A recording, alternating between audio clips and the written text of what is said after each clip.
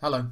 I thought I would do a kind of year-end roundup for you to kind of go through some of the links that I've shared in Switch Weekly over 2021.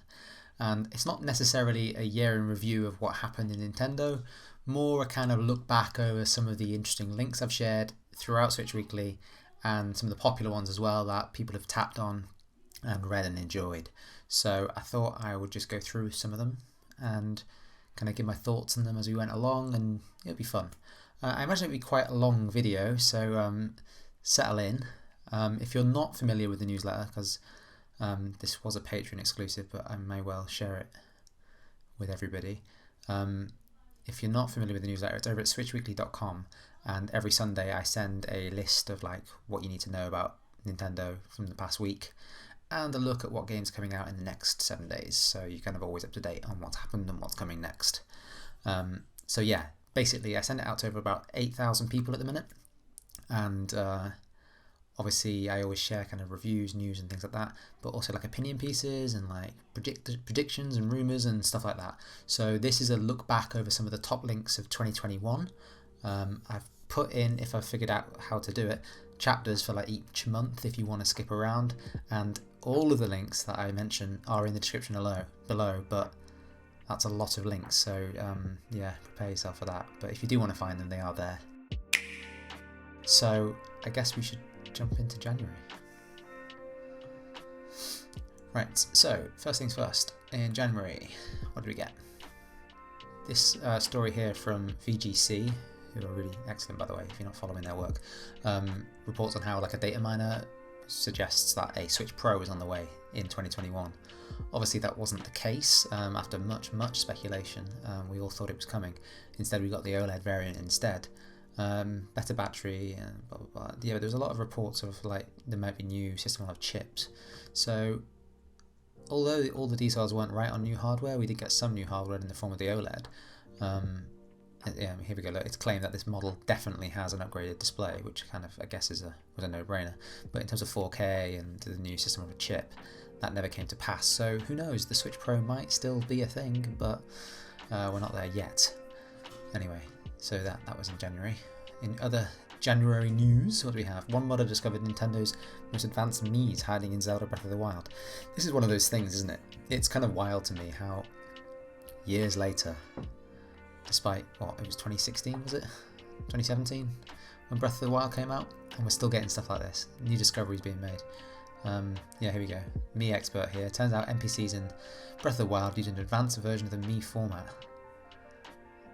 It's just fun that details like this are still coming to light, you know. And yeah, true enough. I mean, that's pretty cool. So yeah, that was a nice little discovery at the beginning of the year. This list from Nintendo Enthusiast looks at some of the best JRPGs available on the Nintendo Switch. These sort of things are always kind of popular because the system itself is so rich in terms of its JRPG library, and this year as well we've had so many extra titles come to the system. So yeah, these sort of things are always interesting to readers. Just close these down as I go. Okay, this article from Superjump kind of highlights the Nintendo difference and kind of what that means, I guess. Yeah, I mean, this kind of sums it up, doesn't it? After all the kind of rumours and suggestion of the time, discovered this key to success, and it has nothing to do with 4K or ray tracing, which everyone seems to be talking about at the beginning of the year. Yeah, Nintendo's always kind of lagged behind in terms of its adoption of technology, and an article like this kind of highlighting that fact and what their kind of strengths and playing into that is always going to do well.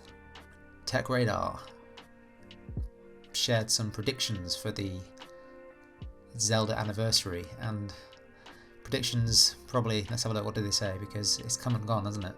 And I think it's probably very disappointing. It's coming in the near future. No, it's not. Given the trailer dropped in mid-2019 during an E3 Expo, we're well due an update on its development. We are. Still waiting. I don't know. Yeah, we did get one kind of glimpse at E3, but generally Breath of the Wild 2 news is kind of low on the ground still, wasn't it? Sorry, you'll have to bear with me with all these kind of pop-ups and things as I go on each new website, and it asks all its permissions. Skyward Sword port for Nintendo Switch, yep. Collection of 3D games, that did not happen, unlike with Mario, sadly. I think a lot of people were kind of pinning their hopes on that one becoming a reality. Wind Waker HD and Twilight Princess HD double pack. Again, nope, didn't happen, but that would be nice. Link to the Past remake, Special edition consoles and Joy-Cons. That would have been awesome actually, a Link to the Past remake, kind of in the same style as Link's Awakening, that would have been cute. Special edition, no, that didn't happen. Well, did it? I don't know. We got Joy-Cons, we got Skyward Sword Joy-Cons. More free Zelda, yeah, we did get that. DLC, no. Battle Royale. And Zelda AR games. Okay, so kind of some fun predictions there from Henry at TechRadar, but not many of them come into light because Nintendo, I guess, kind of, I'd say dropped the ball, but it didn't seem to have as much of an impact as Mario's did, that's for sure. Anyway. Want to stream your Nintendo Switch gameplay? Here's a device that 3-in-1 does that sort of stuff. Yeah, these sort of gadgets are always kind of interesting to readers because, you know, it's a new way to kind of interface with your Switch, so those sort of things are always of interest. Well, that's good, isn't it? This is the problem with running a newsletter sometimes, is that you'll link to something, and then even within a year I go back and look at it and it's gone. Link rot is real. It's a depressing reality of the modern internet, or just the internet in general. TSA saying that it's time for Nintendo to announce the Nintendo Switch Pro. Any day now. No, okay, we got the OLED, but yeah, Switch Pro, look at this little mock-up here. Didn't come to pass. And it's interesting, isn't it? Because like we're 2 years in now to the PS5, or 2 Christmases in, I guess I should say, to the PS5 and the Xbox Series. And Nintendo, for the most part, are doing fine still, and still selling gangbusters amounts of consoles, despite not having a new kind of more powerful version of their console. You know, because the Switch OLED, for its value proposition, in terms of power, it's not actually a compelling one, is it? So I think it's just fascinating how Nintendo are still going with the original 2016-17 hardware. Lots of clamour for it, but obviously they don't feel the need. What have we got next? Oh, a quiz. Yeah, I love a good quiz, or a crossword, or a puzzle, or a trivia. Can you name all of these Nintendo? Do you want to play along? I mean, skip ahead a minute if you don't. Where's this come from? That's clearly Game Boy. Where can that be found? That's a GameCube. Oh, look at that spice orange GameCube. Awesome. That looks like the Red Ring of Death, but I think it's the NES Zapper. Zapping away. Which of these is from the most modern? I'm going to say that top left one. Oh, no, the Wii U's versus the DS, 3DS, I don't know. What's that? That looks like the Game Boy camera. I know this is very indulgent of me playing this quiz with you, sorry. That looks like GameCube to me. Which hardware accessory is this? It's some sort of Joy-Con thing. It's not the grip. Maybe it is the grip. I'm going to go with Ring-Con actually. Yeah. That's N64. What's that? Wii? Oh, Wii U, okay. Subtle difference. Where do we find that? That's on the Nintendo 64 controller. What are these groovy lines? Sorry, I might be going too fast for you to even answer here. That's a Game Boy Color, I think. No, Game Boy Advance, damn. I thought it was the Translucent GBC. That's the vent on the N64. What is that from? Elaborate goggles. And where does this belong? I mean, what even is that? Oh, okay, it's the N64 control stick upside down. Yeah. What's that? I have no idea. I want to go with DS. No. I thought it was the corner of the DS touchscreen, but that's probably too deep, isn't it? A curve. Wow, okay, it's Famicom. That's the Wii. Yeah. Which stylus? I have no idea. That one. There could be any, like DB. That. Sure, I got lucky. Which of the? I think it's N64. Yeah. Finally, which one of these screws belongs to a Super Famicom? That one? No. Okay. 14 out of 20. Let me know how you did in the comments. Anyway, moving on. That was the end of January, so on to some links from February's newsletters. Ooh, a video. Let's just pause it. 10 great Nintendo Switch eShop games worth buying in 2021. Celeste, Wonder Boy, Dragon's Trap, Shovel Knight, Freedom Planet, Bad North, Wargroove, Dandara. Yeah, I guess some of these are on sale, and this video kind of rounds them up. Some good games there. Pokemon Let's Go Pikachu and Eevee were flawed Switch games, they argue here, but they offer more potential than fans acknowledge. Here's why we need titles like them. Yeah, I think they do have a place in terms of like broadening the series appeal and stuff. I mean, you've got the mainline games, and these are kind of, I wouldn't say dumbed down, but they did kind of get a bit of a tepid response, didn't they? But the formula was interesting. I mean, I did play a little bit of Let's Go Pikachu, and yeah, I don't know. I think it's good though for to be some sort of diversity in terms of the Pokemon lineup, because yeah, I don't know, that series, I've kind of got a love-hate relationship with it. The European Commission confirms it is looking into Joy-Con drift complaints. Finally? I mean, I was going to say like, oh yeah, drop a comment below if you've had Joy-Con drift, but I think it would make more sense to say if you haven't at this point. Could investigate further. Has confirmed it will consider complaints in Nintendo Switch, potentially launching further into. I mean, it needs to happen. I do feel Nintendo's response to the whole kind of Joy-Con drift thing has been kind of quiet by design, and they are fixing them for free in the most cases, from what I can gather. They fixed mine for free. I'm in the UK, but it is a widespread problem. I don't know if the OLED has fixed that. I don't know if it's as prevalent, but it's one of those things we won't know about until, you know, I mean, the Joy-Con drift issue didn't really come to light about a year into the lifespan of the console, so who knows. But yeah, I think their response to the whole Joy-Con drift thing has been a bit stinky, and it's hurt them. Not in any kind of long-term damaging way, but Nintendo had a rock-solid reputation for making really what's the word? Durable hardware, I guess. I mean, you know, you could throw a Game Boy down the stairs and it would still work. So yeah, for this to kind of happen was a bit disappointing. So I would like to see them kind of getting the slap on the wrist, even though it is a slap on the wrist, to fix it and make it better, or I don't know, just even admit it. You know, I was watching the Xbox 20-year documentary the other day, and they had a whole episode of it kind of dedicated to the Red Ring of Light issue they had with the Xbox 360, and how they just had to own it and like take $1 billion hit, you know. So yeah, these things do happen. Sometimes you just got to take the hit. Anyway, Joy-Con drift remains a bugbear in 2021. I imagine it will in 2022. How can Nintendo Switch live for 8 years with more sequels and new hardware?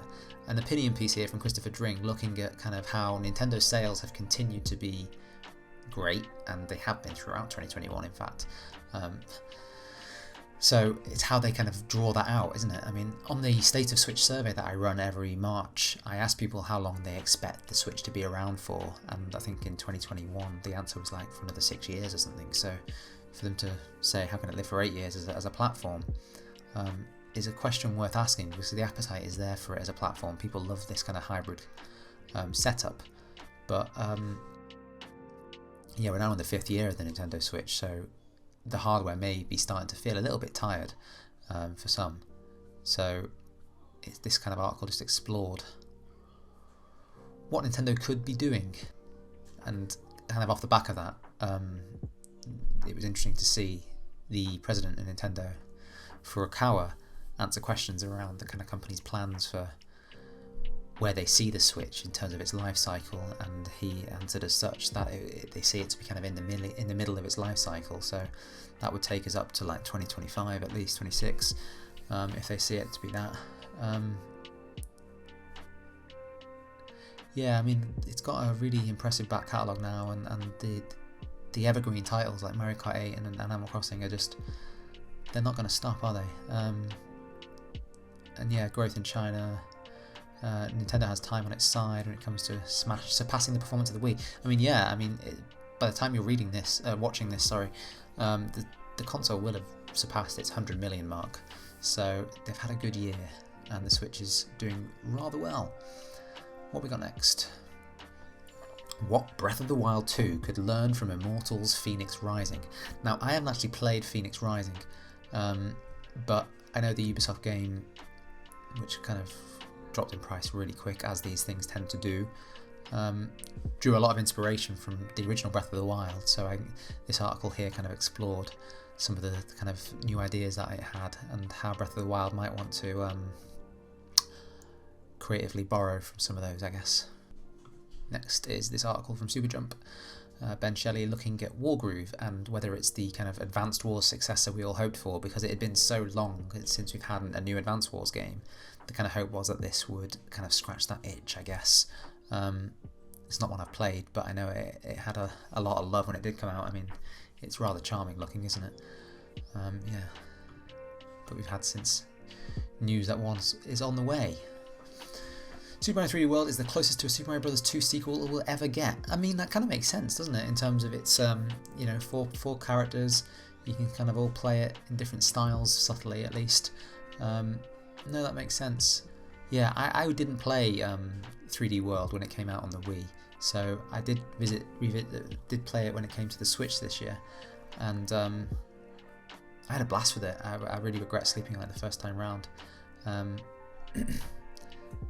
Yeah, it's a good game, and John Irwin, actually the author of this article, has written a book on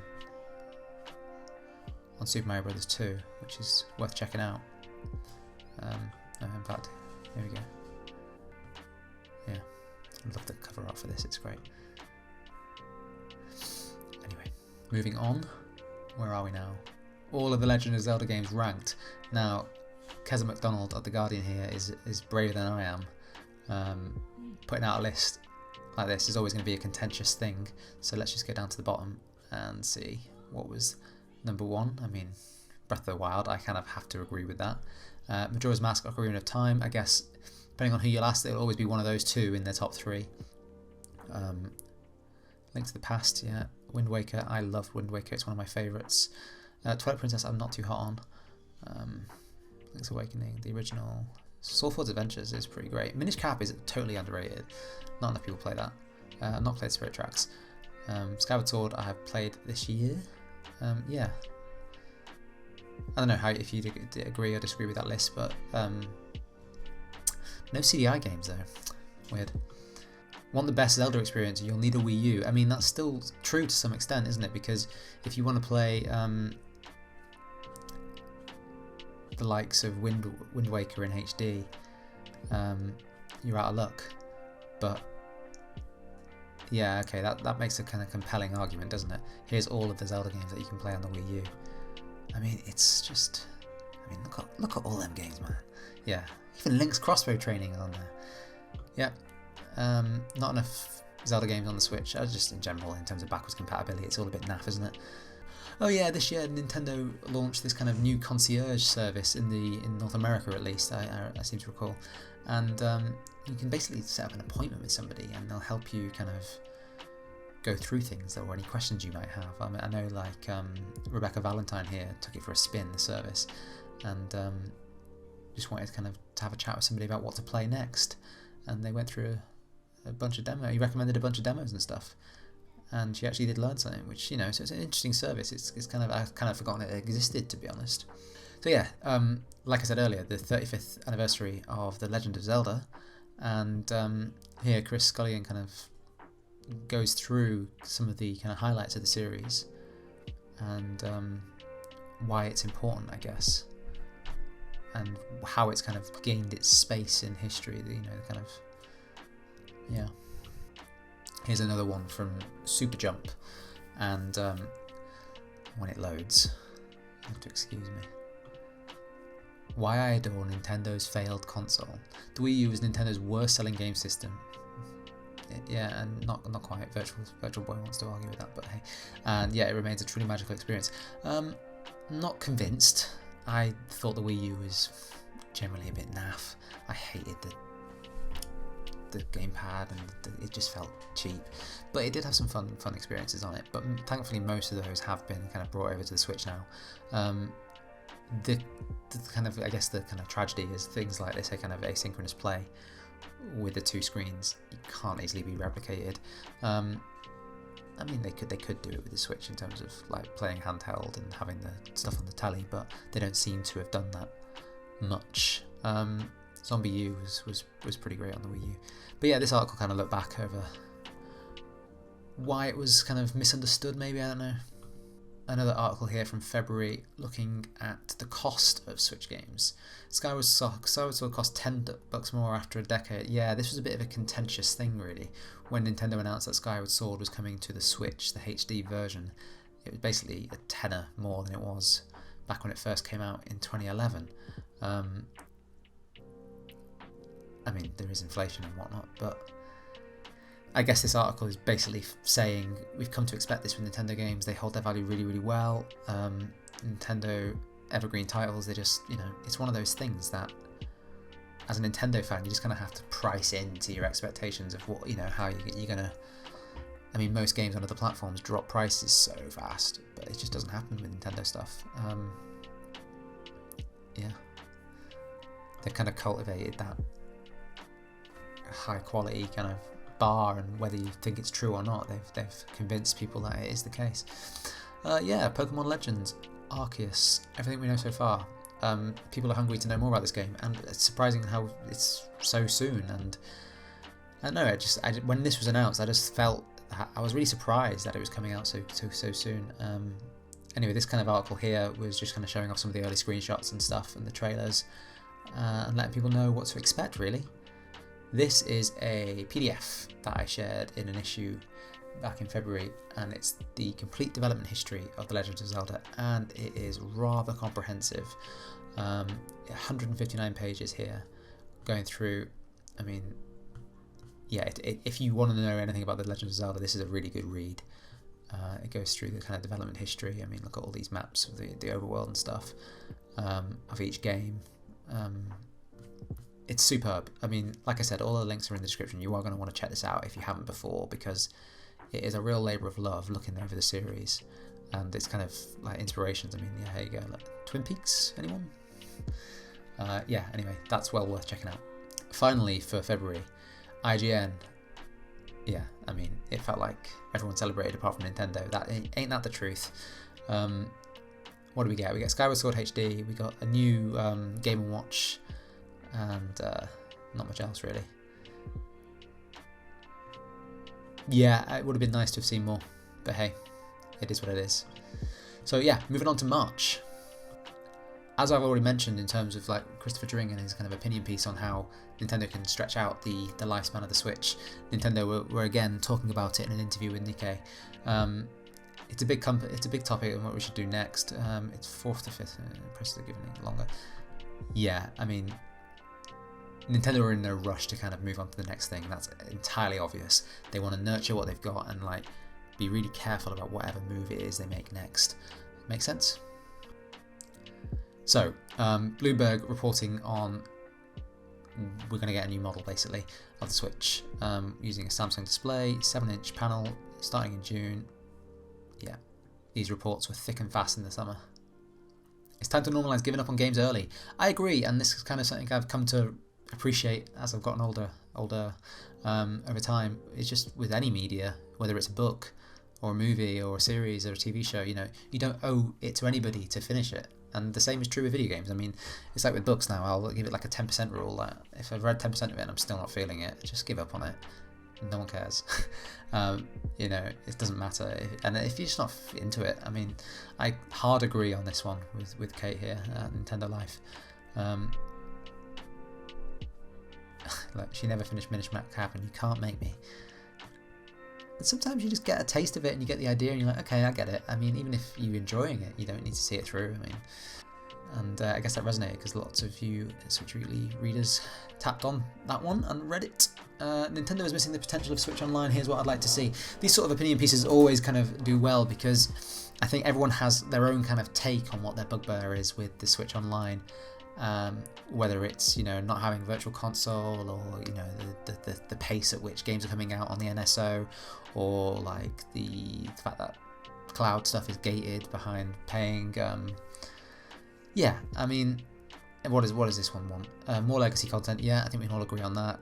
People thought Game Boy stuff was coming this year. It didn't happen, but we did get N64 stuff, so I guess that box has been ticked to some degree. More perks. Love a perk. Yeah, why not? Miiverse, I mean, yeah, that would be nice to have some sort of community feature built into the system.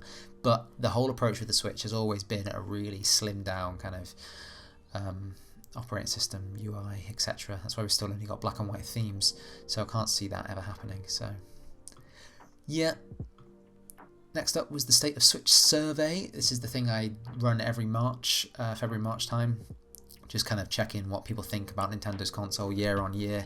Around 15,000, I think, people took part this year. No, 11,000 people took part this year, and this is my report kind of running into what I've asked. So, you know, where they bought it, how many games they've got, kind of what their buying habits are on the eShop, whether they play online, kind of, you know, whether they've had Joy-Con drift, you know, and it's all kind of detailed here, and there's like lots of data points to go through. So yeah, it takes me a long time to put together, and I really enjoy doing it. So if you haven't read it, do go and check it out. It's at switchweekly.com/survey/2021. Lots of data there to dive into, and it's always quite a popular read. And lots of comments as well from people on what they kind of think about the Nintendo system. So yeah, that's a March thing. It's time for Nintendo Heroines to get the spotlight. Yeah, I mean, Super Princess Peach was a bit of a weird game. Like, one of her power-ups was crying. It's not doing her any favours there, really. We got a nice Metroid game this year, so that was good. But yeah, it does matter. More of it would be great to see. What's this one? Playing Super Mario Sunshine reminds me of a recent tragedy in my country, and some of the coincidences are pretty spooky. Okay, so these sort of articles are always interesting because it kind of ties back to someone's kind of personal experiences and how a game can make you kind of remember that. I mean, this is obviously speaking about a tragedy, but games have that kind of powerful kind of nostalgia play, don't they? I mean, I remember vividly where I first played Super Mario Sunshine, which is the game in question here, because I was on holiday in France and they had like a demo booth set up in some game shop. But yeah, this is talking about like the tropical island setting and how that evokes memories of Mauritius. And the oil spill, that's right, yes. And I guess how the parallels with the cleaning up operation in Super Mario Sunshine. Monster Hunter Rise is the most ambitious Nintendo Switch game in a long time. It was, and it's done very, very well this year. An original made-for-Switch Capcom title that shatters expectations. For all intents and purposes, it's even bigger experience than Monster Hunter World and PC. Yeah, great to see such a big exclusive, console exclusive on the Switch. The best Monster Hunter game to date, and easily an early contender for 2021's best game. Yeah, that review did well. Okay, we're in April now, and the first link I've got for you is Nintendo is reportedly trying limited time games because data shows re-release sales wither. Now, this is based around the kind of brouhaha, I guess, around Super Mario or 3D All-Stars, which was released for the Switch and was a limited release in that it was only available like on store shelves until March 31st or something like that. People were kind of a bit baffled by this, and they pulled Mario 35 off the eShop as well and closed the servers down. It's just another kind of strategy that they're trying, I guess. It kind of evokes memories of the Disney Vault in terms of when Disney used to kind of like release movies once every 6 or 7 years and just kind of drip feed them out, and they would have a massive sales spike as a result. Yeah, people don't like it, but it's a legitimate kind of sales technique. It's worked for them. It's part of a mix of how they kind of do their sales things. It's, you know, it's not all of their titles get that sort of treatment. But yeah, it's an odd one, but it is what it is. Got another video here, so I'll hit pause. So I'm not going to play any of this because it's hey y'all, Scott there, looking back at the Nintendo Switch after 4 years. Yeah, it's over an hour long, so if you after you've watched me ramble on for an hour, go and watch Scott ramble on for an hour and look back over the years, past 4 years, I guess, of the Nintendo Switch. Yeah, this one's weird, isn't it? This still kind of blows my mind a bit in that this is a data mine suggesting that the feature was coming on the way, and true enough it was. I just couldn't get my head around the fact that the Nintendo Switch system has always been able to do Bluetooth audio. Now I know it's always had Bluetooth in terms of like the controllers and stuff, but it never supported Bluetooth headphones, and it's always bugged me. And now you can, and it's always been capable of doing it, and it was just enabled via software update. Yeah, I don't know, it just seems wild to me that they would gate or purposely choose to like not have that feature available when it could do it. I don't know. I mean, I kind of understand why they haven't, because it does have some sort of restrictions in terms of how many controllers you can use, but it feels like they kind of skated the wrong direction there in terms of the expectations around multiplayer and stuff, so I don't know. This guide from Chris Scullion just kind of shows how many kind of classic games you can get access to on the Switch, and kind of what are worth playing and stuff, you know. So like the NES and the SNES games, the Arcade Archives, which is quite kind of a growing collection there. Yeah, the Neo Geo stuff, Sega Ages. Yeah, there's plenty of stuff on the Switch if you're a retro fan. Well worth checking out that list there, because you may remember something that you've forgotten about and think, oh, I can actually play this on the Switch. Great. New Pokemon Snap. That happened this year. This is a preview from Brian Shear, so this before the game came out. Looking at what to expect. The original N64 was a pretty short game, but it was fun all the same, and it just felt like, how did this not happen during the Wii U era is what gets me, because love it or hate it, that gamepad was perfect for it. Might have got a bit of arm ache, but hey. It finally happened on the Switch. I bought it, I played it for a bit. It didn't really gel with me, but I know a lot of people loved it, and that's great. It's a pretty chill experience. It's pretty nice. So the fact that there was a new one coming got plenty of people excited. This article from Kate Gray kind of looks at the kind of two worlds of Zelda, and how this kind of space in between, and this post, I think I like this line here that Lil Nas X stole his pole down to hell idea from Skyward Sword. This post is worth a read, because it's about kind of like the transition between spaces and how Zelda kind of taps into that in a successful way. I mean, the headline here tells you all you need to know. Come on, Nintendo, it's time to bring the Mother Earthbound series to the Switch, from Rebecca Stone. And yep, not going to argue with that. It's been forever.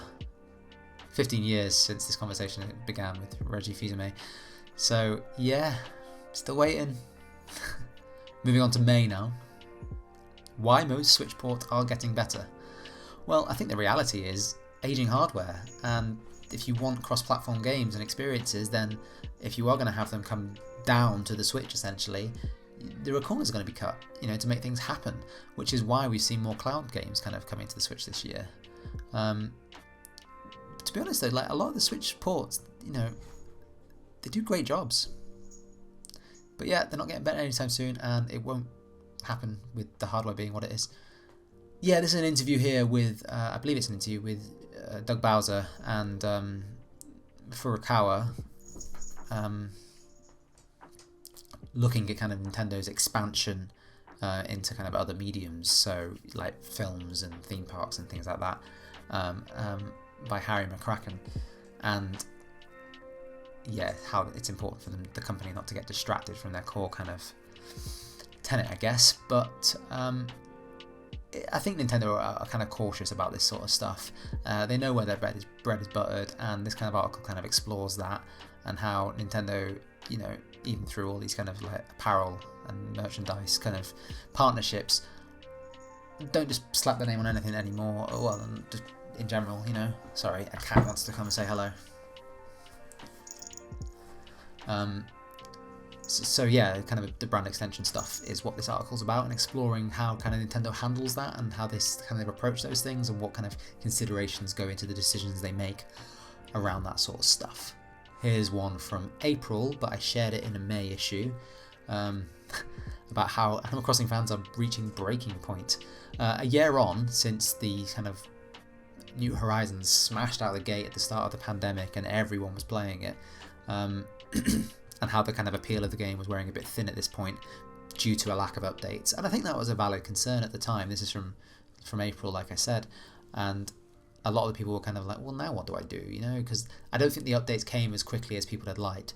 I think Nintendo get a pass, obviously, because the pandemic and working conditions changed, and kind of navigating that took a while. But yeah, I mean, quality of life updates and the kind of changes are now here, I guess. So this problem has kind of been put to bed, I guess. But at the time, Nintendo, Animal Crossing fans were a bit like, I want more things to do. This article from the Washington Post kind of explored around Mother's Day, kind of, again, how the pandemic kind of changed how we play things, and how kind of mums and daughters shared time together playing Animal Crossing. It's a sweet story. I'm going to move the cat because he's purring very close to the microphone. This is a render of Waluigi. I don't know, I included it in the newsletter as a joke, and like tons of people clicked it, thirsty for Waluigi content. Thanks, John Cartwright. This is a Reddit post from May, which looks at the Famicom Detective Club games, which kind of like, I don't know, they came out and like quickly just kind of fizzled out of people's radar. It's one of those things I do intend to go back to at some point because they looked really interesting. But this post here kind of digs into kind of their history and kind of why they're important, what changes have been made to the games. Yeah. I don't know what happened here, but Pokemon Snap came out and everyone found Bidoof really amusing in it. They also have a very cute butt, the article says. Yeah, people like Bidoofs. I mean, they're not wrong. Look at him. Adorable. I don't know, it's nice to have the occasional lighter story. E3 predictions, I think. Yeah, it's that time of the year, I guess, is where we're at now. Let's see, look at these predictions and see if they were right about any of them. Legend of Zelda, we want to see more of it. Yeah, we did. Switch Pro. Nope. Smash Bros. Character reveal. Did we go on E3? I can't remember. I feel like we did. I don't know, the timing was all out. Nintendo Switch Online. Don't know. No, we didn't get any of that, but hey. Okay, so this is another article from May, and in it Chris Scullion makes the case that it's about time Nintendo really took a look at Amiibo again and kind of tried to make them a bit more fun. This came about because Skyward Sword's Amiibo, for Skyward Sword HD rather, just unlocked something and people were kind of up in arms about it. And this article isn't about that, it's kind of saying that it isn't really a scandal, it's kind of, you know, it's a dull thing to get upset about. However, that's not to say that Nintendo couldn't do a few things to kind of improve the appeal of Amiibo and kind of what they could do. They've been around for quite a few years now, and I mean, look at Chris Scullion's collection here, it's rather impressive. But their functionality is pretty limited. They're more of a collector's item, really, more so than a toy. So this article was just kind of, you know, kind of thinking out loud on kind of what they could be doing instead. So next up is another thing kind of on a similar point behind that kind of last story from Chris Scullion, and this was kind of a bit more of a focus on the actual furor around this kind of Amiibo and why it locking behind improvements is a bad thing.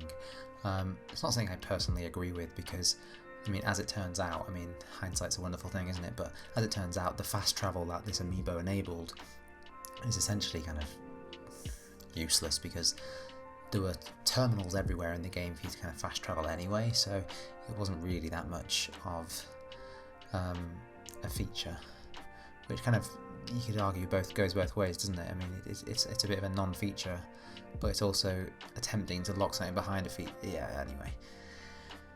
Bit naff.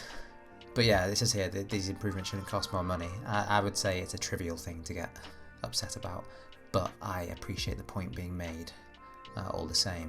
It's a tough one for Nintendo to kind of balance because the toy, as a toy, needs to have some kind of functional appeal, whereas really this is just a collector's item and maybe should be marketed as such. It's just a collectible, a figurine, you know. Whereas some games like the Skylanders games, they were a bit more kind of functional in that, you know, these things had purpose, whereas these Nintendo ones, not so much. So I can see the arguments both ways, really. Next up is another story from Bloomberg's Takashi Mochizuki, this time with more kind of rumours and speculation and hints towards what would be coming next in terms of new hardware. This was in late May, and yeah, it was really ramping up at this point in terms of what to expect next. As this next one kind of illustrates, the Switch Pro has been Nintendo's worst kept secret. Yeah, it wasn't this Pro, we haven't got that one yet, but still, at this point, we all kind of knew something was coming, we just didn't know what exactly. Yeah, there was lots of investors and like insiders kind of putting things out there.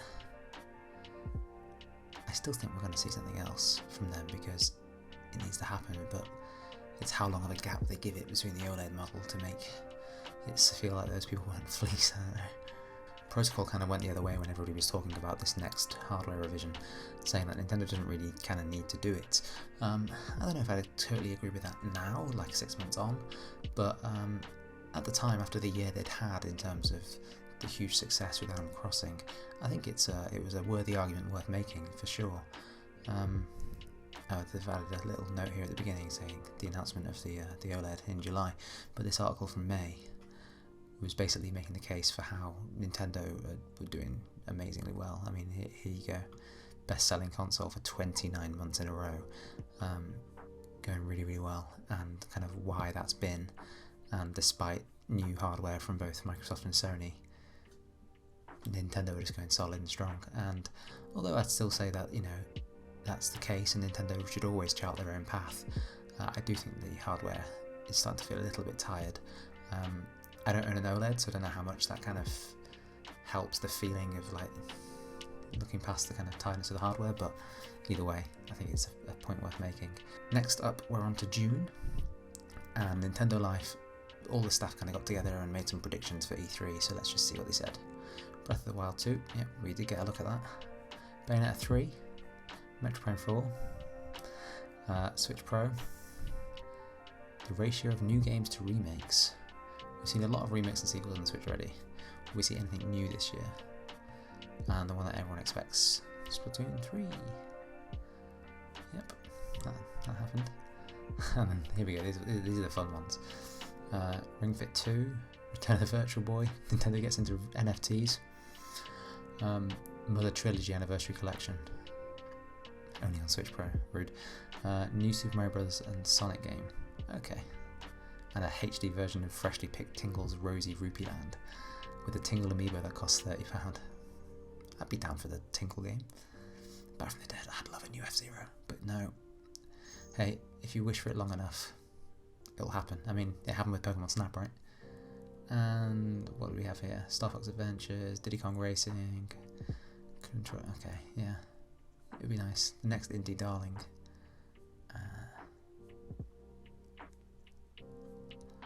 Yeah, I don't know.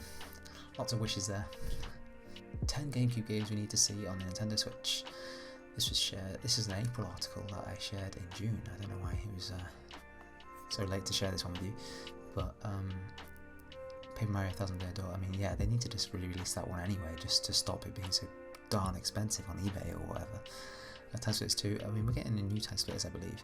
This game is excellent though. It had an awesome level editor. Pokemon XD. Never played that one. I'd love to see Eternal Darkness HD kind of come back. It's a really interesting game. Not played that one, but that is another one that goes for bananas money. Beautiful Joe, I have a very special place in my heart for Beautiful Joe. I would love to just have a new one, or even a HD kind of port of the original, because it's great. Billy Hatch and the Giant Egg, yeah, that was a fun platformer actually. It'd be fun to see that one come to the Switch for sure. Hit and Run, I just don't see it happening because it's just, I don't know, it feels complicated. It's a bit clunky, that game, but it was fun, like just to play around in the playground, in the sandbox. That's what I wanted. Well, yeah, I mean, everyone wants Wind Waker and Twilight Princess, don't they? But it's not happened. Sonic Heroes, it was an okay Sonic game. Yeah, 10 GameCube games we want to see on Switch. I think they're pretty good picks. Now, I haven't got much to say on this next one, but This game has a Metascore, or did have, I don't know if it still does, that is better than Breath of the Wild, apparently. The House in Fata Morgana Game Diary, okay. So, it came out in 2012, came to other platforms, and now it's on the Switch, and it has a perfect score, apparently. Not my sort of thing, but hey, that's a thing that happened. Here's a trailer that actually leaked ahead of E3, which was a bit of bad luck. Mario and Rabbids Sparks of Hope. I don't think it was like a bit of a nice surprise, but it would have been nicer for it to have been a surprise actually at E3. This next one talks about the hype cycle for Nintendo and how it's dangerous, and there was definitely a pattern to this, especially around directs and stuff, in terms of how you know, everyone kind of gets themselves worked up and expects the world, and then it doesn't happen. So I don't know. Let's all settle down. The article pleads. Now this one here was an interesting story around somebody and their relationship with Miitopia and Mies and their time playing that, and just kind of the place they were in their life at the time. So this person clearly loved Breath of the Wild because they're very worried about not enjoying the second one. It's, I mean, I kind of understand it. It's that kind of second album syndrome all over again, isn't it? I mean, it's widely regarded as one of the best games of all time, so bit of a high bar.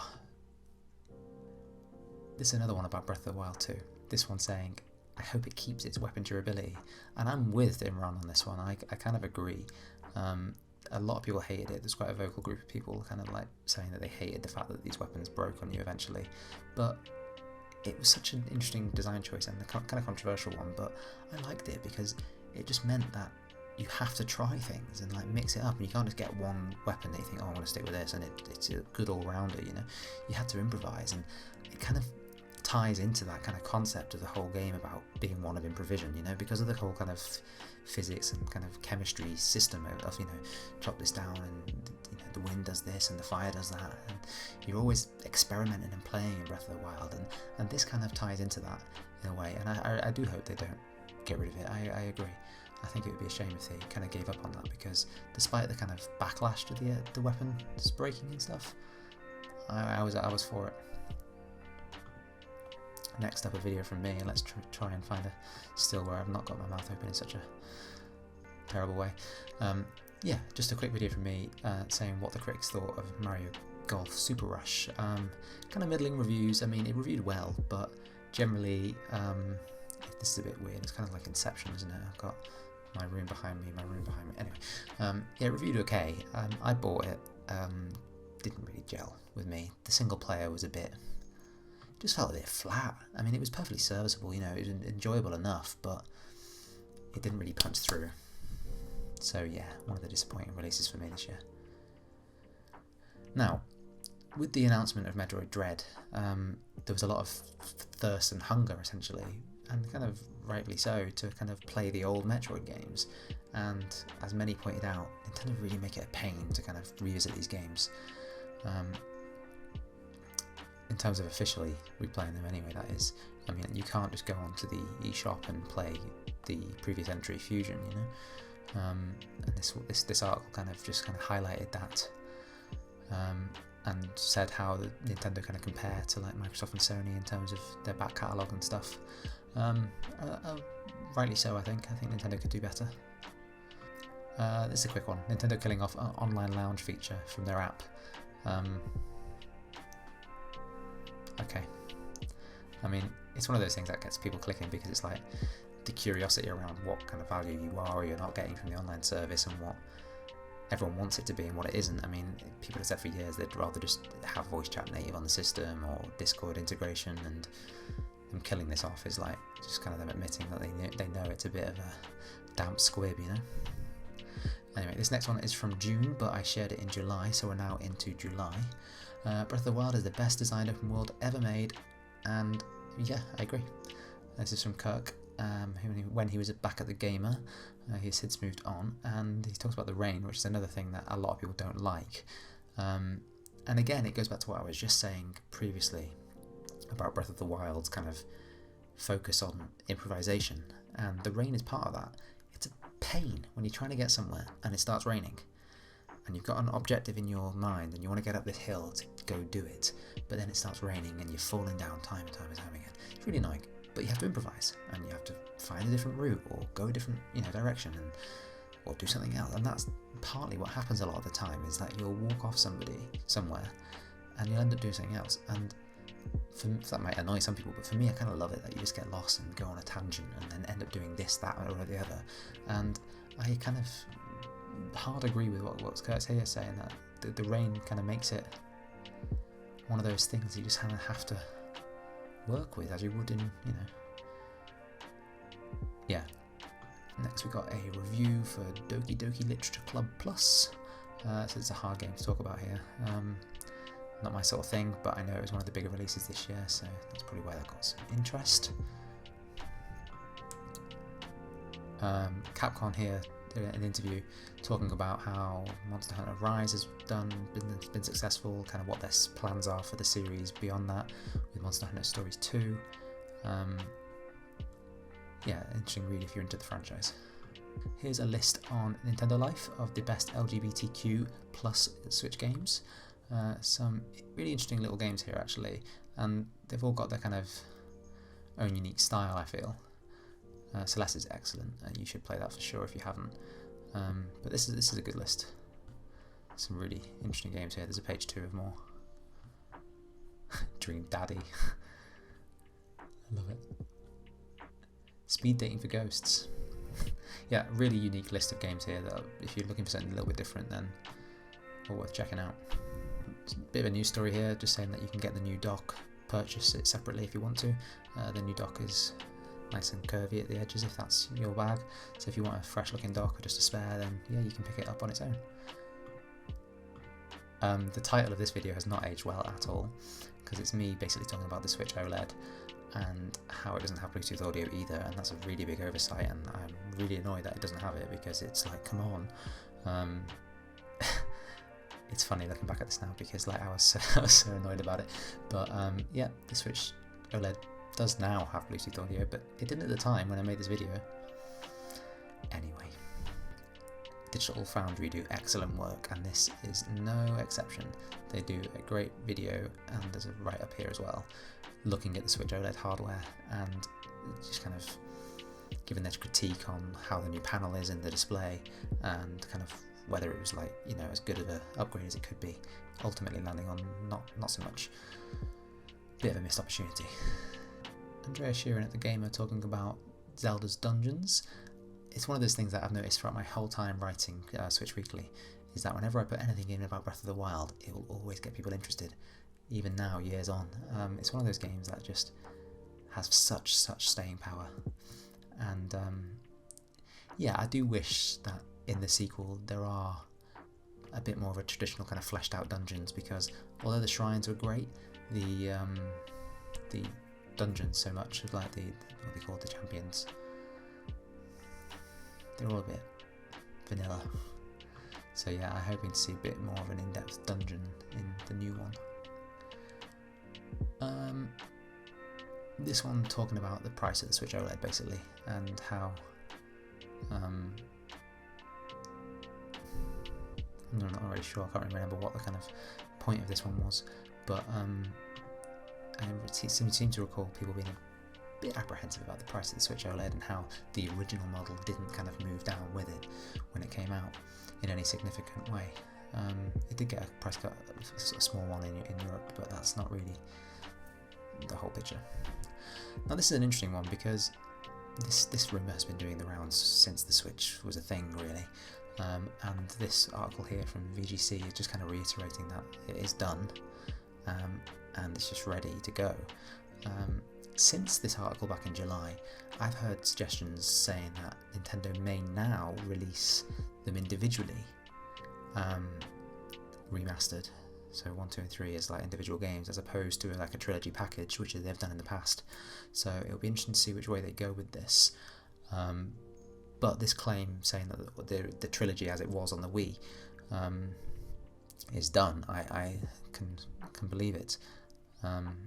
It's one of those things they've been sitting on, and I imagine it's one of those things that will play into the whole Metroid Prime 4 kind of marketing push. So maybe like 6 months before Prime 4 actually eventually turns up, we'll get this in some form or the other. I mean, here we go, there's a related article here saying the designer doubts it will actually happen, so it's all a bit up in the air, but we shall see. But I definitely think we'll see something Prime related before Prime 4 actually drops, whether that's Prime 1 just remastered or the trilogy, who knows. In July, Pokemon Unite came out, and it seemed to review fairly well, to be honest. I mean, there was a lot of kind of people a bit apprehensive about the idea of a MOBA before it actually landed, but when it came out, it was actually fairly compelling. I know there was a lot of kind of controversy around some of the kind of in-game items and stuff that you can, because obviously it's a free-to-play game, but a lot of the in-game items and cosmetics were quite highly priced, which I'm sure we'll get to in another link. But this review here kind of rounds it up by saying that it's a game I can see myself playing for a long time, and I know the author in question has done. On that point, is Pokemon Unite play to win? It's one of those things that has kind of plagued it since it's come out, and you can see there just some of the kind of in-game purchases. This is like an in-game purchase for like £99, insane. But that's just, again, like I said earlier about Nintendo having like a mix of approaches, this is just part of that makeup, isn't it? You know, it's free to play, but play to win, who knows? Now we're into August. Great Ace Attorney, a must-play for mystery buffs. I've not played this one, but it was a big release in the summer. A lot of love for it.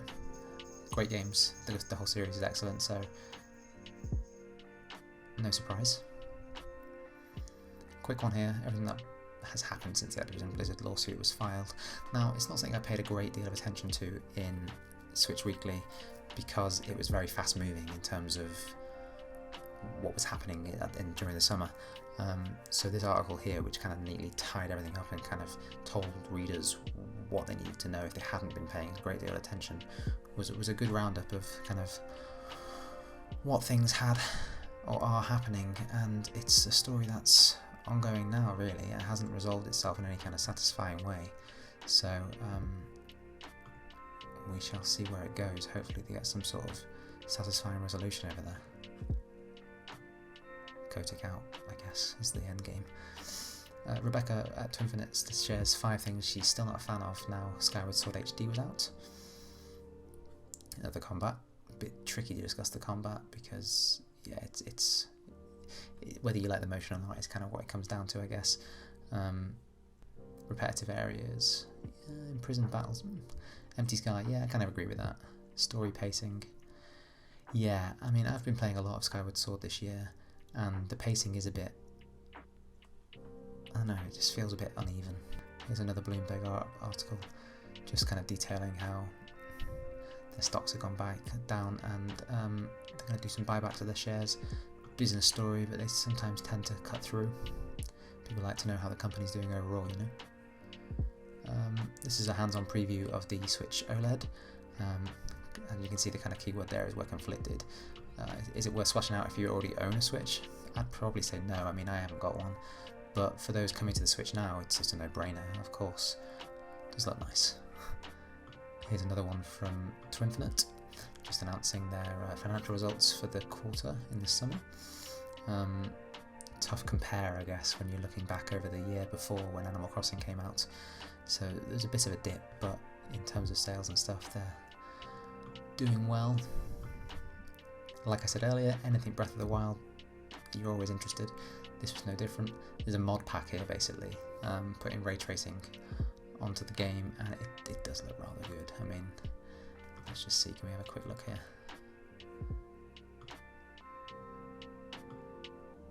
Yeah, the lighting's lovely. Moody. You get the idea. Yeah, nice stuff. Axiom Verge finally came out in the summer, and again, reviewed rather well. Fantastic evolution of the first game. It feels like a different game, but with enough gameplay and story connections to remain familiar. the term indie is losing meaning, but maybe that's a positive sign. I kind of agree. This is a thing that's been happening over the course of like a fair few years now. I mean, you just have to look at the Game Awards this year and the indie category to kind of see what does that mean, because some of these have really, got really big budgets behind them and big studios in terms of publishers and things. So I kind of agree that it's a good thing, because the term had a purpose in terms of opening up doors to kind of smaller studios, and now they're kind of an accepted part of the kind of overall. It opened doors, and now the barrier to entry has definitely been lowered in terms of getting your game onto the platform, and now the distinction isn't really as important as it used to be. Now this story here explores the kind of sexuality of the game Hades. I've only played a little bit of it, so I'm not too far into it to kind of understand all the kind of references in terms of the LGBTQ kind of vibes. But yeah, I know some of the characters explore their sexuality and are kind of outwardly, expressing that. And this article just kind of dives into kind of what that means and like how it came about, talking to the studio. Here's another from the enemy, and this is just a silly thing from the summer really, when the game was being compared to Elder Scrolls, and just saying how, look at all the detail that Elder Scrolls had back in 2006, and look at this bland Pokemon game. It's a choice. I mean, sure, if you want to pick that battle, you're not playing it for the amount of trees in the game, you're playing it for a Growlithe that looks like that. So yeah, a bit of a silly one, that one, but hey. Eastwood captures some serious GBA charm. Yeah, this RPG came out in the summer, and I gotta tell you, end of the summer, in September now. Am I in September? No, I'm getting confused. But I mean, just look at it, it looks fabulous. I love the look of this game. I haven't played it yet, but I might get it physical, just because, I don't know, there's something about the box art just kind of appeals to me. A lot of love for this game as well. Also in the summer, Fortnite did a weird thing with like having like a Martin Luther King Jr. event in the game, and I think its intentions were good in terms of like trying to teach the generation, a generation of players, a little bit about American history and stuff, but the context of it was a bit odd and it's just a bit bizarre, kind of watching this MLK speech in Fortnite while you got Spider-Man and Ariana Grande to the right of you. It's just a bit weird. I think video games definitely have got a place in terms of teaching, being used as an educational tool to teach history or any other thing, countless other things, for that matter. But just because you can doesn't mean you should. I mean, I don't know, it didn't quite hit the mark for me, I think, but I think the idea is itself sound. Oh yes, No More Heroes 3 came out at the end of the summer. I don't know if it reviewed that well. It was kind of a bit of a middle of the road. This review enjoyed it. Impressive efforts with a few noticeable problems holding them back. Won't astound everyone, but it's worth your time and cash, is what Chris Carter of Destructoid said. I've not played any of the games in this series, but I know there's a lot of love for them. It's a bit of a cult one. Right, now on to September, and in September we've learnt that this was a thing, and my word, doesn't it look glorious? Yeah, I got mine for Christmas, and I haven't started building it yet, and I'm very much looking forward to building it. Super Mario 64 is my favourite game of all time, so yeah, I'm hyped. Look at Yoshi on the roof there. Yeah, not Switch related, but I included it into the newsletter because I was excited about it. Now, Mario Kart 8 and Mario Kart 9. There seems to be like an endless discussion around this on the Switch in terms of what people actually want to see from a sequel. Do they even want to see a sequel? Should we have DLC? Or should just Nintendo keep selling this because it keeps selling? And this is kind of another take on that kind of trough of content, I guess. This one arguing that we should just make it like Nintendo Kart, kind of like a la Smash, we've got Zelda and Animal Crossing content in the game already, so I'd kind of argue it already kind of is, but this article, I guess, is just kind of suggesting that they kind of lean into that a bit more and just add loads more. There's F-Zero in it as well. That's the only hint of an F-Zero game you're going to get. It could be getting a price drop. Yeah, it didn't, but it did get, like, not worldwide at least, but it did in Europe, but it was like 20 quid or something like that. So again, any news of a price drop is always going to get people interested, but no, not so much. Yeah, it finally happened. It was rumoured a few months before, but here it is. I've already told you my thoughts on this. But yeah, I can use my AirPods now on my Switch. I was very happy about that. just sharing this one for the headline. I mean, Nintendo really did take its sweet time. 4.5 years into launch and we finally got this feature. I just like, yeah, this was like, I don't know. This article on Grindstone from Patrick looks about how the game handles colourblind issues. An important thing really, an important accessibility feature, and they talk about what considerations went into making sure that their game was accessible. A good read, and especially from like a game design standpoint, a really considered approach to how they handled stuff. Cruising Blast. Yeah, I enjoyed this one. This is my review here on SwitchWeekly.com. $40, and since this review actually, I've added online multiplayer, and there's going to be some new DLC as well, I think. It's a really fairly straightforward arcade racer, but it's just over the top and really fun. And the courses are like roller coasters because there's just wild stuff going on at all times, and yeah, it's just a bit of fun. I really enjoyed my time with that one. Right, next up, we're into like issue 250 now. I've been sending Switch Weekly for such a long time. These are links from issue 250. Ring Fit Adventure. This is a cool story because Rebecca Valentine spoke to a few people who basically over the 2 years since the game came out have changed their lives for the better in terms of their fitness and health and stuff, you know? So she spoke to a few people about how impactful the game was and kind of what routine they kind of sought from it, and you know, it's just nice to see kind of how video games can fit into people's lives in different ways, and this was a great example of that. Yeah, that game really does make you work up a sweat.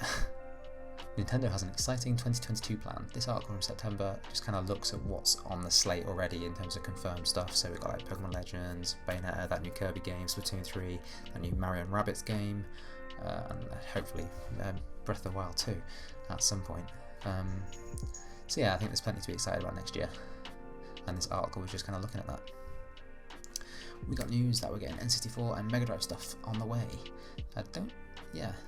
Coming in late October, that was at the time. It's called the expansion pack. Also came with a controller, the cat's back, and they were just kind of confirming what we knew.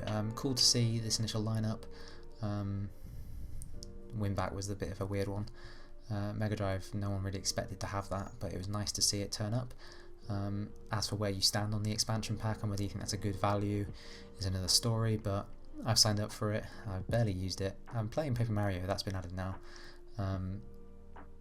But yeah, details on kind of pricing and stuff was not actually announced at this time, but it was good to see that they finally added an extra tier. What is the Zelda formula? So this here kind of looks into what makes up a Zelda game. Dungeons, items that help you explore further, teasing and rewarding, quirky stuff, yeah, dialogue, polish, quests, collectibles, accessibility, yeah. Basically, it tells you what makes a good Zelda game, so if you want to make a Zelda-like, that's a good one to read. Right, now we're into October, and since that last link, we've now got pricing details. This article says it's anti-consumer to have this extra kind of tier, which I think is probably a little bit dramatic, but on saying that, the pricing increase for the expansion pack was higher than people expected. I think people expected it to be like an extra $5-10, and it wasn't. Yes. So this was just kind of explaining that a lot of people were not happy with that price increase. The OLED will not save the Switch. Little by little, Nintendo has lost ground to its competition. Will we still care about the Switch in 2022? Yes, we will. However, I do think this article does have a point to make. The OLED was not the kind of impactful upgrade we wanted it to be, and this kind of article explores how they've got this lead. I mean, I can't decide if they're trying to say that as a good thing or a bad thing, because it's absolutely a toy, and it's a great toy at that. And talking about the Steam Deck coming out and how it's only $50 more for the basic one at least, and how things like Game Pass are a risk to kind of Nintendo's business model as it stands. it's an interesting kind of high level overview of kind of what threats kind of Nintendo has in its kind of immediate future and how they navigate that, and how the OLED really isn't the plant in the ground for their future, which I agree it isn't. It's definitely a stopgap, but that's something Nintendo have famously been known to do. This is another weird one. Yeah, Nintendo France posted that picture with that emoji, and then they deleted it. Okay. As I mentioned earlier, Eastward, this is just another review of it, which lots of you clicked on and read. It's a tender and fulfilling family road trip. It just reviewed really, really well. I mean, I just love the look of this game. It's one I definitely need to pick up. Here is a preview for Metroid Dread. It was kind of getting exciting at this point because I felt Nintendo were kind of oversharing a bit, kind of trailer-wise, but it was a bit surreal that after so long we were getting a new Metroid in the kind of Fusion timeline, at least, you know. And this preview was very, very glowing, and you all wanted to read it, obviously. Pokemon Legend Arceus is clearly not going to be an open world. I think that was probably, you know, there was a bit of a confusion around kind of just how open this open world would be, and the Pokemon Company sent a clarification how this area will serve as a base for the missions, and then you go out to the missions and then you'll return back. So, you know, open in a sense, but not so much. Which again, it's like baby steps with this sort of stuff, isn't it? Here's an actual review for Metroid Dread now it's out in later October, calling it a stylish and visually sumptuous return for 2D Metroid, and an adventure that proudly sits alongside the series' bests. I'd have to agree, I really enjoyed my time with Metroid Dread. The last boss kicked my ass like a dozen times before I finally beat it. It was satisfying. I didn't really get lost in it, which is there's an excellent video from Mark Brown actually exploring that, which I did a lot in Super Metroid, so I don't know if it was just better kind of like pathfinding and, you know, kind of hints and stuff to kind of push me in the right direction, but it was, you know, really well designed, I thought, and a fun game. I enjoyed my time with it. Now then, this one from Kotaku got them in a bit of hot water, so to speak, because this originally had a headline that it was running great on the Switch emulators, and it was basically kind of, many took it to be that it was promoting or encouraging piracy in terms of emulating the game for a game that had just come out. And emulation has a valid place, but not for a game that came out like 3 days ago or whatever it was at the time. And see, there's editor's notes and updates on the end here because they've see, oh look, we're not suggesting that you illegally done this thing, you know. Anyway, many people were very, very happy to see Froggy Chair return to Animal Crossing. We got a new version of Animal Crossing, version 2.0, in late October, and yeah, the famous chair. And the memes, oh the memes, people love this chair. This is kind of an inside baseball one, really, talking about how the video game review process works at the minute, and it's just a bit broken in terms of how games will be given to kind of journalists to review them like hours or days beforehand. There's not enough time to kind of feasibly invest enough time into kind of playing these games, you know, because some of them, like the author here outlines how 25 hours of Far Cry 6 in your spare time before embargo lifts to kind of get into the meat of an experience is crazy. So this one was just kind of talking about how that is often a bit of a tall ask for things, and it needs to change, and the lead times on these games are sometimes a bit of a stretch. Now, GTA Trilogy Definitive Edition, or whatever it was announced, and this here is saying that maybe you should also look at the other games that are available, because yeah, the original GTA has its charm. There was Chinatown Wars on the DS. It'd be cool to see these games get a bit of love, is what Chris is arguing for there. This article on Nintendo Enthusiast was just kind of making the case for how the difficulty level of Metroid Dread, which some people took issue with, is actually a good thing and a perfect fit for the game. Next up, we've got one from Eurogamer exploring how the rise of kind of streaming and digital downloads and what the kind of impact that is in terms of the climate crisis and the environment. Obviously, less boxed copies of games in stores using plastic and discs is a good thing, but there's a flip side of that in terms of like the availability of like cloud gaming and like the computing power that uses, and how all these like downloads and updates and stuff are fairly, big data, and it doesn't just cost nothing to send data in terms of downloads and things. So this was a good read on the kind of data use from Eurogamer. A very detailed read, actually. Bad news in October. Advance Wars was announced at E3 and then it got delayed. It was meant to be released in December, and now it's been pushed back until spring of 2022. I reckon probably like March, April sort of time. Bit disappointing, but hey, it is what it is. Now, Thomas Whitehead looks back at 5 years on from when we first learned of what the Switch actually was. This is 5 years on from when I started the newsletter as well.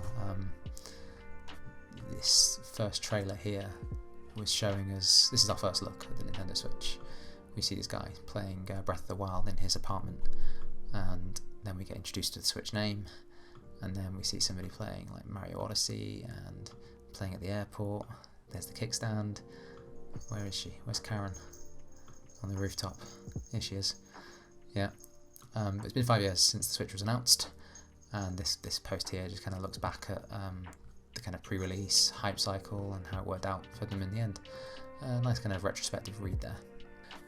This is kind of ties back to what I was saying earlier in terms of people struggling to play the kind of Metroid back catalogue and how Nintendo made that difficult. And this one here is mainly tying it to the Switch Online expansion pack and how difficult it is to play a lot of old Nintendo games.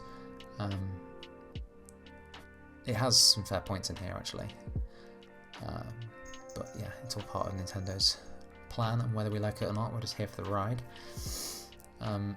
This one detailed how, from a Famitsu column, how Sakurai worked with Disney to get Sora into Smash Bros. He was the last DLC for Smash Bros. Ultimate, and many did not see that one coming, although often highly requested for sure. Kind of relating to that Eurogamer story we were just talking about, but cloud games on the Switch, they're a bit naff, The value proposition isn't really there in terms of like, I don't know how, maybe it's just a messaging issue, but with like Xbox Game Pass, you can do cloud gaming on there with Ultimate, that is, and it works very well. You pay a subscription, you get access to X amount of games. The problem on Switch, I think, is that you don't pay a subscription, you just have to buy the game, and then it's not actually physically on your device, and they could just turn the servers off at any point. So there's a bit of a worry there, whereas I think with the subscription, you kind of know up front that you don't own it. You're just kind of renting access to it. Whereas if you buy this game as a cloud version, it's an experimental stage for sure, but interesting to see where it goes, because there's obviously a future for it, but the kind of package on Switch at least is not very compelling right now, I don't think. This article wants to know where certain Wii U games are on the Switch. I think we can all kind of agree with the list.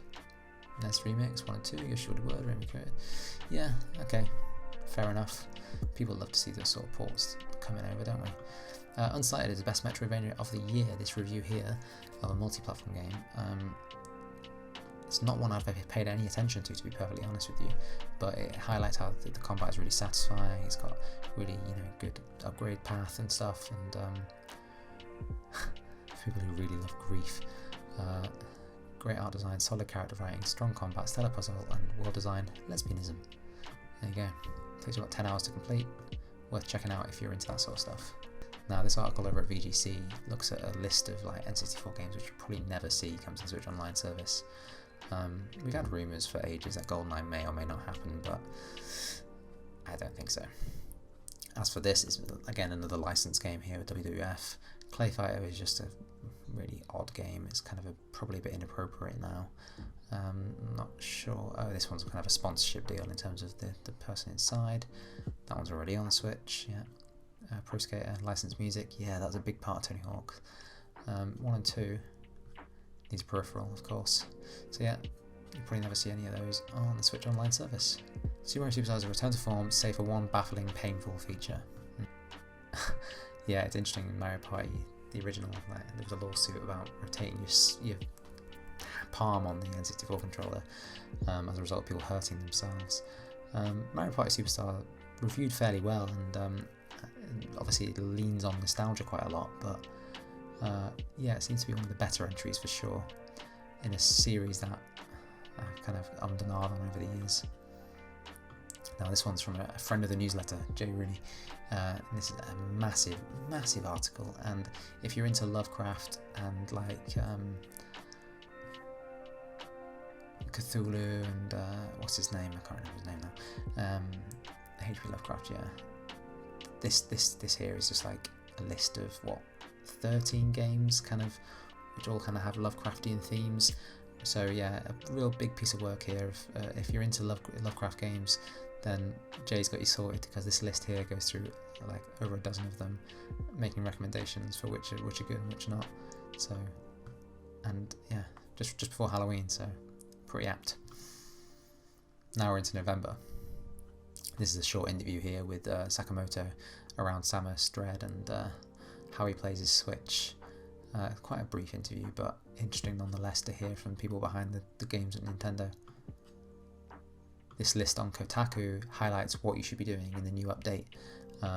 Basically, as I said earlier, people were starved for new kind of things to do on Animal Crossing, and this here kind of gives you a highlight list of what you might want to do first, so no surprise to see people jumping on that.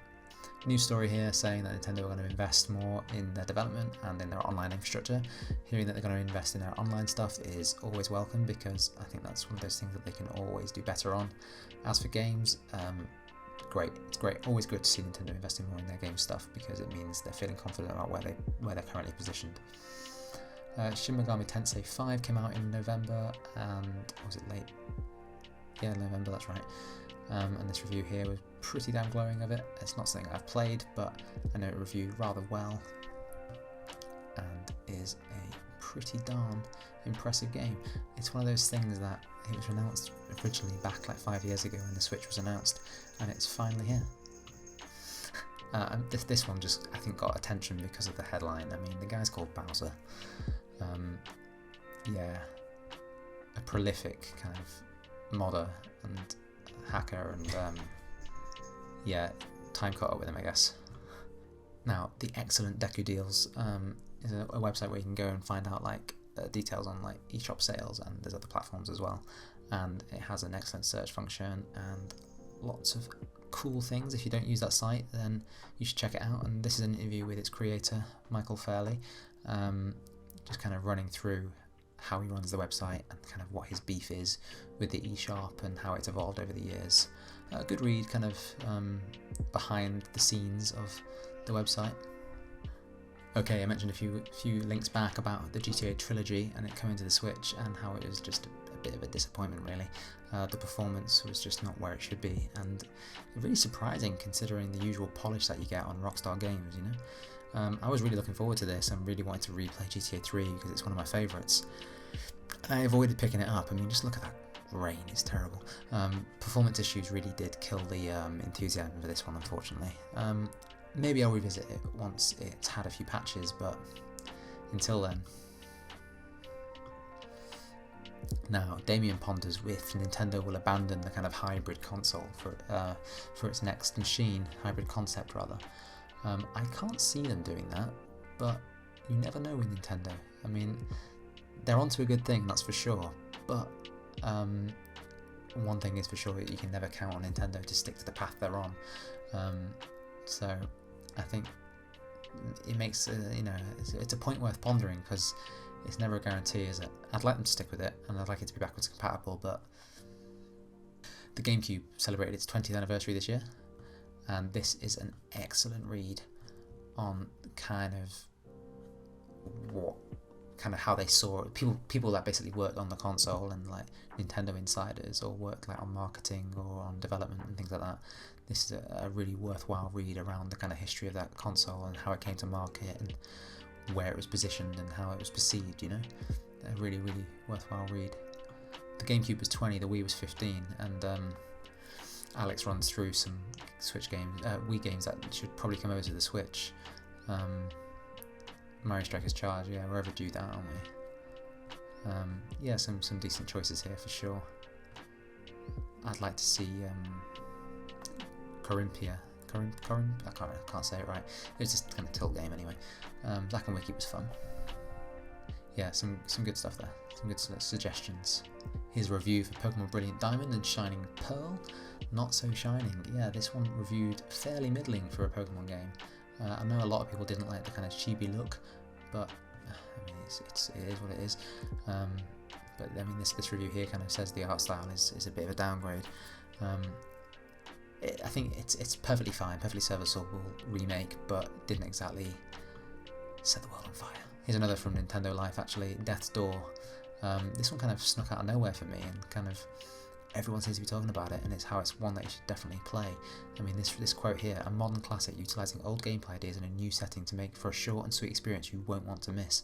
Really, really glowing review. This one's just a bit of a joke, but you seem to like it. You can get really, really creative now with kind of what you can build in Animal Crossing, as this shows. People are making weed dispensaries. I mean, look at it. Really creative use of the game. Anyway, this is kind of off the back of the GTA Definitive Edition failing to, be as good as it should, really, and how GTA, the Rockstar one, kind of feels like they're making a quick buck here, and Rob kind of says that they're kind of doing a disservice to the original games, and these kind of classics deserve better, and I agree. Preservation is such a touchy subject in the video game space, because why preserve the originals when you can just re-release them? But if you're going to re-release them, they have to be faithful and solid. So yeah, good point.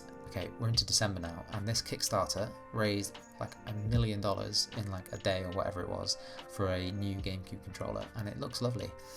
Sadly, despite being a massive success on Kickstarter, they've had to return all of the pledges due to this is actually just happened today, I think, as I'm recording this. They've had to return all the pledges because of some manufacturing issues they've had and they've faced. So sadly, this is not happening. But I'd like to see it maybe come back at some point, because it does look pretty sweet. Yet another Mario Kart pick, and yeah, you shouldn't want Mario Kart 9 yet, the article argues. Just basically saying that Mario Kart 8 is, it's not going to be a radical shift, or, what could it be? Mario Kart 8 is still damn near a masterpiece of entertainment to this day, and fits so perfectly alongside the Switch you'd forget it was ever on another console. While a new entry feels about due if you look at the numbers, what feels like missing the point of Mario Kart? It comes once in the blue moon, but each entry stakes its claim in the cultural lexicon, is remembered by children, university students and gamers everywhere. Yeah, I mean, it's one of those things, isn't it, with Mario Kart? The fact that 8 is on the Switch is more of a kind of, it speaks to the kind of failure of the Wii U more than it does the kind of success of the Switch, in terms of usually you get one Mario Kart per system in the traditional sense. So 8 being on the Switch has made people clamour for a 9 because it was previously on the Wii U. But yeah, that's not to say we need one. The soundtrack is so good to this game. Yeah, it'd be interesting to see what they could do next in terms of what the next gimmick would be for that. Paper Mario on the Switch Online service. Just a quick news story, but plenty of people wanted to see that come. This is another story looking at colourblind issues and accessibility concerns, and how things may appear differently to different people with different kind of vision issues.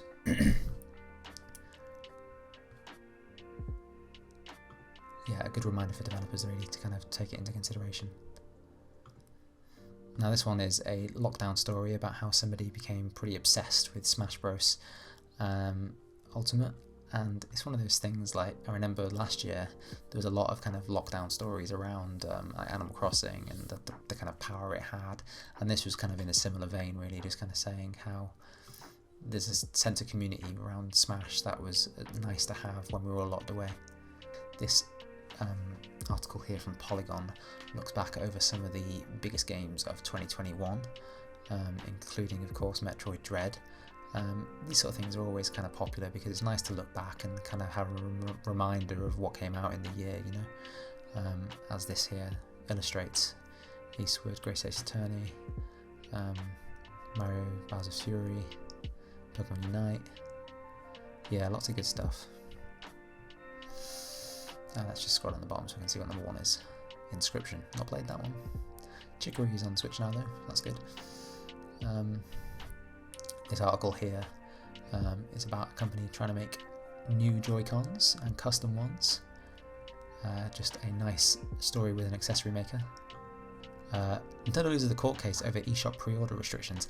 Yeah, this is kind of a long-running story actually in Germany around how the difficulty in terms of getting refunds for stuff you've pre-ordered. I think the story, if I remember correctly, is that the policy is that if you pre-order something, you can't cancel it even before it comes out, which is a bit backwards. Yeah, you basically can't cancel pre-orders, which is daft. So yeah, I think it's a good thing that Nintendo lost this court case, because I mean, I'm sure they'll appeal it, but yeah, it's daft. It's pretty anti-consumer. You make a pre-order and then you can't cancel it despite the fact that you haven't actually got the product yet. Seems daft to me. Now, this was a nice surprise to kind of round out the year with Shovel Knight Pocket Dungeon. It's a kind of hybrid mashup, it's kind of a spin-off rather, of the Shovel Knight series with the puzzle element, and it's reviewed really, really well. I haven't checked it out, but this review here was, I think it was actually a preview, was really, really glowing, and you obviously wanted to check it out too, because plenty of you just clicked on that one. Thomas rounds out the year asking if Nintendo exclusives are enough to win in the next generation handheld war, whatever that may look like, in terms of like Steam Deck being on the horizon and stuff. And I think the short answer for me is absolutely yes, of course they can. Nintendo have always sold their hardware off the back of their exclusive IPs, obviously with more success than others in some instances, but I think it's always been a hardware issue more than a software issue, you know, in terms of where Nintendo finds the success. The games have always been good, the platform is the issue. And finally, just another story about Nintendo's 2022, that sounds like I tripped over myself then. A few kind of insiders just kind of confidently saying that, you know, things are on track and we should see Zelda, hopefully. So yeah, that was it. That is my kind of whirlwind tour. I say whirlwind, I've been on record for like an hour or something daft of what was hot in Switch Weekly this year, I guess. If you're still here, you've got some staying power, that's for sure. If you skipped along to the end and you just landed here by accident, then hi. But yeah, thanks for clicking along and reading with me this year. It's always a pleasure to share these links with you all, and hopefully you find something interesting in the newsletter. Yeah, I think I'll leave it there. Oh, have a great 2022. Or I hope you're having a great 2022. Or I hope you had a great 2022. I don't know when you're watching this.